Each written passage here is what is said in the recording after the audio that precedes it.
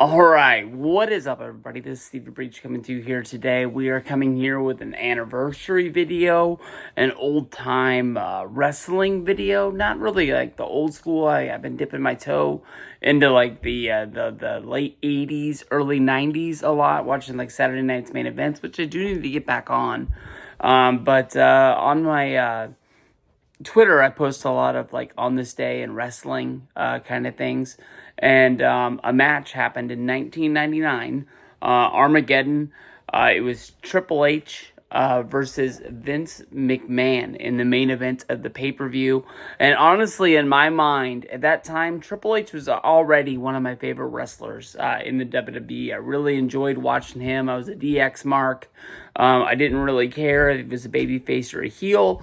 I hadn't really noticed that when I watched pay-per-views and I had to order them, that I was getting my money's worth with them. I know that's one of the reasons why I say that he is one of my favorite wrestlers today, with him and Hulk Hogan from my childhood. But I thought that this match, it sounds funny now, I thought it had a chance to change the history of wrestling. It just ends up being a match on a pay-per-view. It's kind of like the start of Triple H in his run in WWE. He had already had one run with the WWE Championship when he won the belt at SummerSlam, 98, so a year beforehand. And, he had a good run with the belt. He wasn't really on his monumental run that of course is going to be after this when he goes to WrestleMania. He ends up becoming the first heel to actually come into WrestleMania and leave with the championship. WrestleMania had always been kind of like a babyface show where you come in and you leave happy, kind of get your money's worth out of the deal. And even though the match, had The Rock in there, it was surrounded by McMahon's. The storyline was they wanted Triple H to walk out of there. I think they wanted him to be that heel that people were chasing at the time. But this here, I honestly, I didn't watch the entire show. I only wanted to watch the actual match. I wanted to watch the build-up at the beginning of the pay-per-view. I wanted to watch kind of like the video that they made to hype up the main events, so I could kind of get the feel of everything that was going on. I thought I knew the storyline. There was a little bit more involved that was in there that I really didn't remember. The basis of why this match happens all boils down to Survivor Series 1999, the pay-per-view before this one.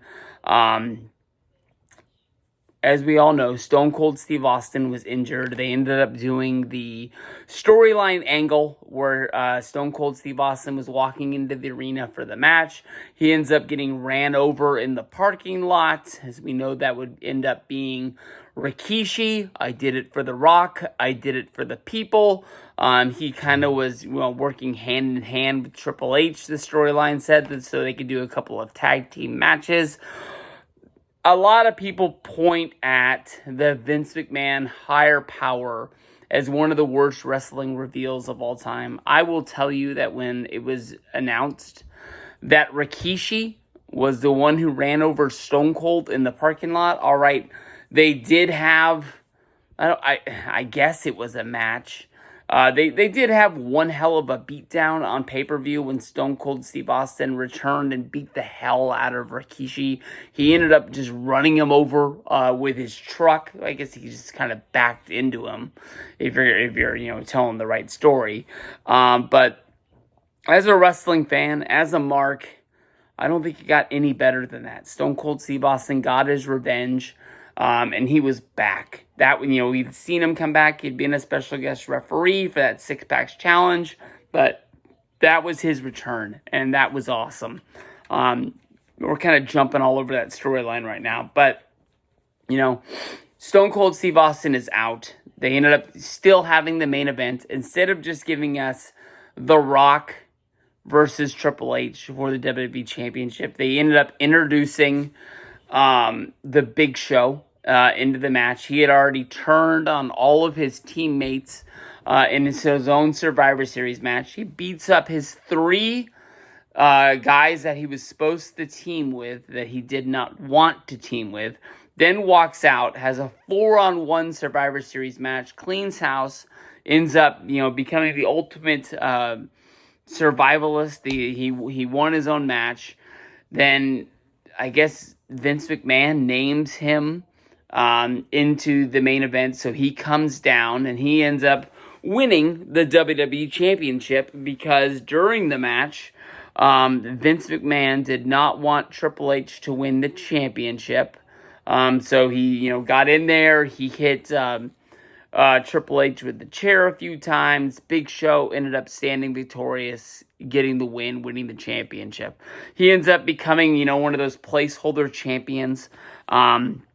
You would kind of wonder why they didn't just have The Rock win the championship. I think they put the title on the Big Show for the first time because when the Big Show made the jump from WCW to WWE, it was well known for a long period of time that it was going to happen. WCW with the Giant, he had a really big run in WCW, and then all of a sudden when the NWO came, he really got lost in the shuffle.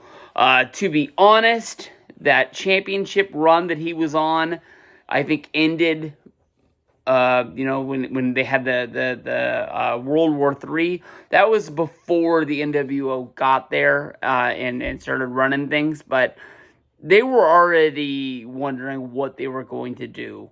At that time period, a lot of people thought that they just should have treated him like Andre the Giant. Andre the Giant wasn't on television each and every week like WCW stars were, like the Giant was on Nitro. He would fight mostly at like big shows, like we come to your town and you go see him, but that was kind of protected. It wasn't televised all over the world. He would have televised matches where you would see him, yes, but you weren't seeing him each and every week, so he was protected like that. So it's hard to do it, but people sort of thought like, Vince McMahon did it right with Andre the Giant. He's done it in the past when Paul White, the Big Show, the Giant jumps ship to WWE. Shit's gonna change for this guy. He's going to be the star that he should have been that WCW was never really able to do. And almost instantaneously, they do the problem where he comes in, he's the heel, he's working for McMahon, and then around the time of WrestleMania, he doesn't want to do the dirty work for them. He turns babyface, and that was like the first of like one of 1,000 babyface heel turns for the Big Show, and it just started off wrong, and they never really got it back on track. Giving the championship to him, I thought, was trying to get him back to being a big deal in WWE, and I think that they were just trying to right their wrongs. I thought that just putting the belts on him was just a way to shine him up and try and fix him, and in the long run it didn't really work. He was a transitional champion. He ends up dropping the belt to Triple H a few months later, but because of Triple H not getting the championship again, he starts having like a feud with Vince because Vince was involved in that match, the reason why he didn't win. They're battling each other back and forth, and Triple H basically says, you know what, this guy fucked me. The only way I know to fuck him, I'm going to drug his daughter, take her to Vegas, and I'm going to marry her. And so that's what basically happens in one of the biggest Monday Night Raw moments of all time, the wedding of Test and Stephanie. Triple H comes out and he says that, basically you can't marry her because I already did. He shows the videotape. And the only way out to have an annulment from this wedding is to have a match at Armageddon 1999.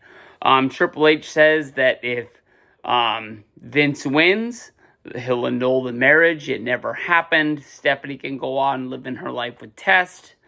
But if he wins, he gets a championship shot. The odds, honestly, don't really make a lot of sense. I think, honestly, if he just would have put pen to paper, used a little bit of the money that he has, I think Vince could have forced a divorce. It might have took a little bit of time.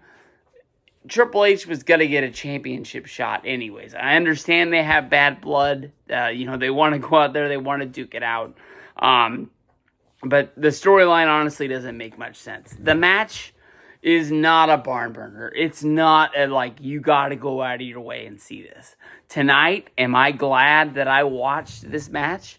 Honestly, yes. I am really, really good.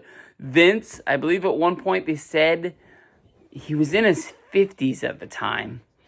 I want to say that JR said he was 56 years old. I'm not 100% sure on his age, but he wasn't 60 yet. And he doesn't have the best offense. It's a lot like the matches that Vince would have with Stone Cold Steve Austin. He's just throwing potatoes. He's throwing shots. He's hitting Triple H with chairs, lead pipes. But the fight, honestly, is the way that a father would hit his son-in-law or hit a boy that is doing his daughter wrong. It's not going to be technical. It's not going to be, trying to set up a power move, like hitting a suplex or a body slam. You're just going to want to hit this guy, and you're going to want to hit him hard. You're going to want to hit him almost any way you can. And that's basically the way it was. Vince was out there. I know that he had the body because we had seen him, showing off the arms when he would have the match against Stone Cold Steve Austin back in February at St. Valentine's Day Massacre. Another match that I've probably been wanting to watch for a long time. Been wanting to make that video for Valentine's Day for years. But he went through that time wearing the tank top. He's back to wearing the black sweatshirt. Not a hoodie, just a black sweatshirt, black jeans. I don't even remember if he had boots on or what he was wrestling in. I don't think I ever really got a shot of his feet because I was trying to really see, is Vince wearing jeans? It really didn't make sense. But they go in instantaneously. Vince knows that he's outmatched in this match, but tries to outsmart Triple H. Throws powder in his eyes to start the match. Triple H is blinded. And Vince just starts going to town. And he's hitting him with anything that he can. And just beating him up around the ring. This fight very rarely is in the ring. A lot of it takes place around the ring, on the floor, going up the aisle. A fun thing that you got to think of is this match took place December 12th, 1999. Right up around the corner is the New Year's of 1999. A lot of people know what was going on around that time was Y2K. If you were alive in that time period and you were kind of old to know what was going on in the world, people thought the world was honestly going to end. If the world wasn't going to end, definitely some computer shit was going to go down where computers didn't know how to tell the date and the time anymore. They were going to forget bank account balances. The world was going to stop. Everybody thought that the power was automatically going to turn off at midnight, and we were going to go back to the caveman times. People were building bunkers. They were storing food. It just was crazy. And the set of this, you got a helicopter, you got a Jeep, you've got a tank. It's almost like if the people just went mad and it's just civil war, and not even civil war, because that's two nations, divided going at it. This is just your neighborhood fighting for food, not knowing, where the next meal is coming from. People are just, going bananas on each other. And that's, what the world was kind of set up for at that time. It honestly, it was nuts. It was crazy. They fight into the back of the arena, which I'm not crazy about. I thought that honestly, it had the setting of like what a Monday Night Raw or SmackDown main event would be, where they were fighting into the back. And at one point, they actually go in to the parking lot where Triple H tries to hit Stone Cold Steve. I'm sorry, scratch. Triple H tries to hit Vince McMahon with a car. He ends up being unsuccessful. I don't know if they filmed this the night before to give Vince kind of a break in the match from being winded or what it was, but immediately I was thinking, man, if I would have bought pay-per-view tickets and I was in that arena and that match was not going on inside of the ring, I understand you're seeing a match that people want to see, but you're watching TV inside of the arena. That really doesn't make a lot of sense to me.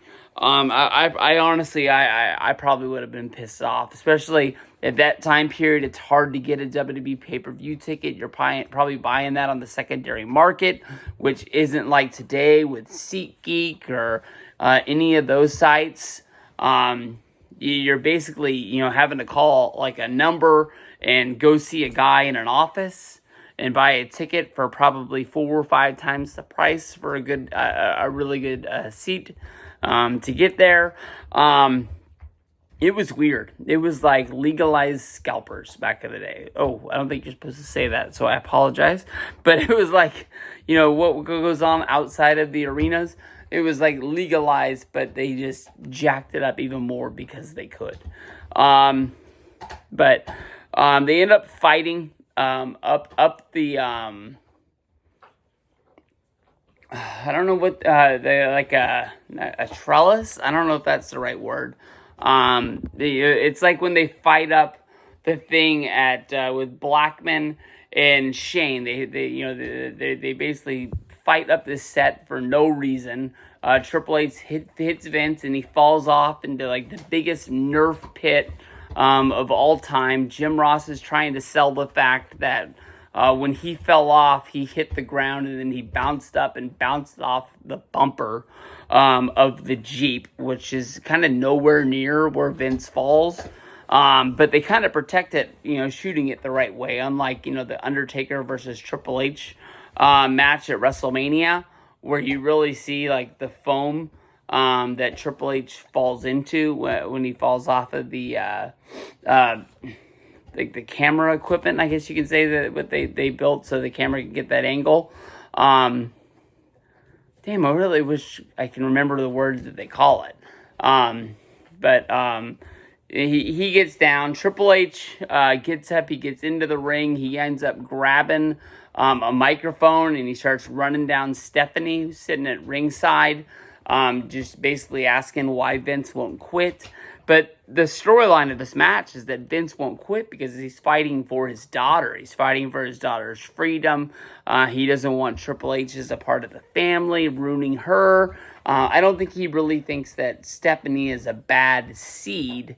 But he's just trying to help his little girl the same way he did against the Undertaker feud, which ended up, he ends up taking Stone Cold Steve Austin as his friend at that time because it's the only guy that is doing the right thing and fighting for him to free Stephanie away from him. But Vince ends up fighting his way down to the ring and they get into it. And they end up fighting over the sledgehammer. Triple H ends up trying to take a shot. He gets hit in the gut. He drops the sledgehammer. Vince picks it up. He ends up backing Triple H into the corner, begging for mercy. At this point, Stephanie jumps into the ring. She's begging that she wants to be the one to put Triple H out of his misery. She wants to hit Triple H with the sledgehammer. She's like doing this to Vince, like, I want to do it. And immediately when she gets it, she like chickens out and she turns around to look at Vince like, I I can't do it. I can't do it. And at that point, Triple H jumps up, grabs the sledgehammer from Stephanie, ends up hitting it over Vince McMahon's back. He falls down, stands victoriously over him like the Warrior at WrestleMania 7, just with his foot on his chest. He gets the 1, 2, 3 that gives him the title shot. He's still married to Stephanie, which makes no sense at all. I think Vince should have put in there, like, hey, if we have this match, win, lose, or draw, I get this. Because I think Triple H gets more out of this match, win or lose, than Vince gets. That's what makes the most sense to me. But basically, Stephanie gets down on the Vince, and she's like, "Oh my God, my dad, I'm so sorry." And Triple H fakes out like he's gonna hit her right in the back of the head. Stephanie notices that's gonna happen. So she gets up, and as she gets up, her and Triple H, they have like a gaze into each other's eyes. And Stephanie just starts laughing. They run into each other's arms. They're hugging. This is the start of what would be the McMahon-Helmsley era.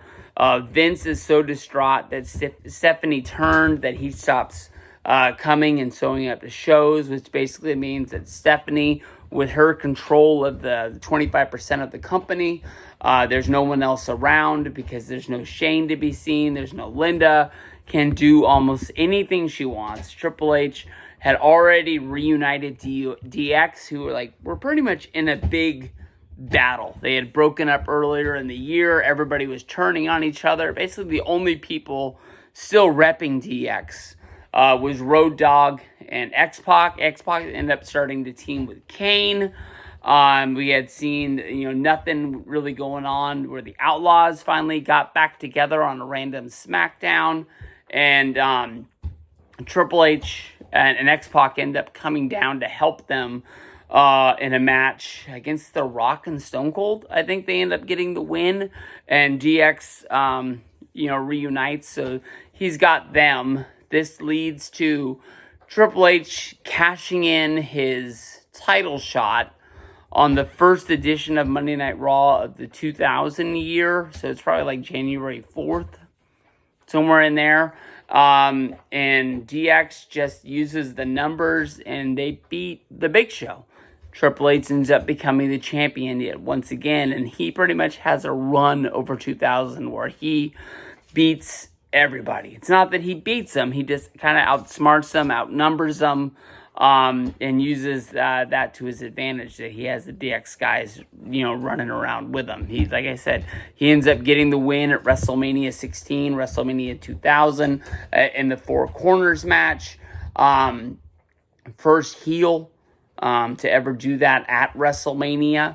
And I think it's one of the biggest, WrestleMania moments that there is out there, because of how much shock that was out there, that everybody that bought the show didn't get to see The Rock win the belt, and a lot of people were really confused.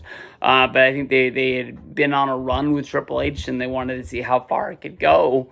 One of the funny things about this whole situation is that when you talk to people who were wrestling fans then, some people don't know that Stephanie ends up marrying Triple H in real life.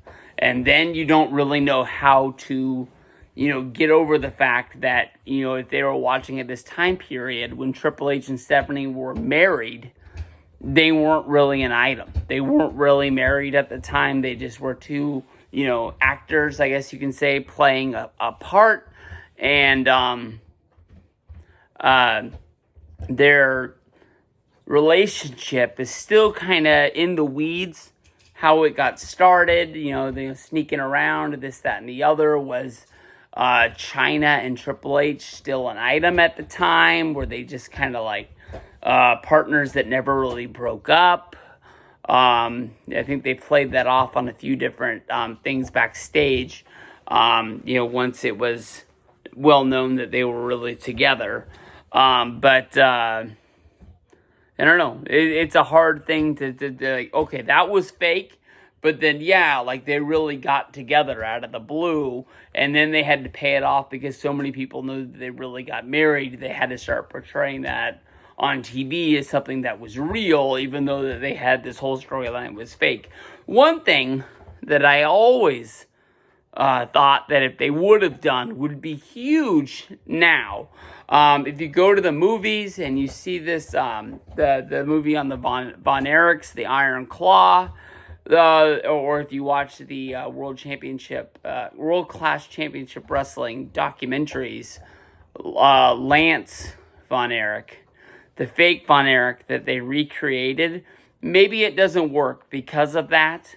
But I always thought that if WWE would have ran a storyline where Stephanie actually had a son, and then they just, like, you never heard about it, you never saw about it again, 23 years later, once they have somebody and they really believe in them that they're going to be, like, let's say the next Shawn Michaels or something like that, boom, you give him the McMahon or the Helmsley last name, rocket ship to the moon. You got your second generation wrestler, and it would have paid off because Triple H and Stephanie only had daughters. And I guess now it kind of blows up in my face because of the women's revolution would work. They could have had a daughter. But what I'm saying is like at that time period, I was thinking that they had a son because the women's revolution was, divas and Triple H, or it was Trish Stratus and Lita and all that.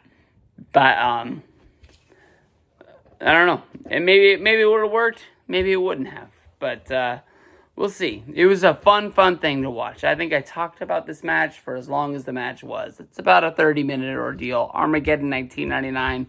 Stone Cold Steve Austin was gone from wrestling at the time. So they needed to make somebody that was bigger than wrestling. And I think that's why Triple H went on the run that he was doing. So Triple H versus Vince, one hell of a time. Hope you guys enjoyed. Peace out, guys.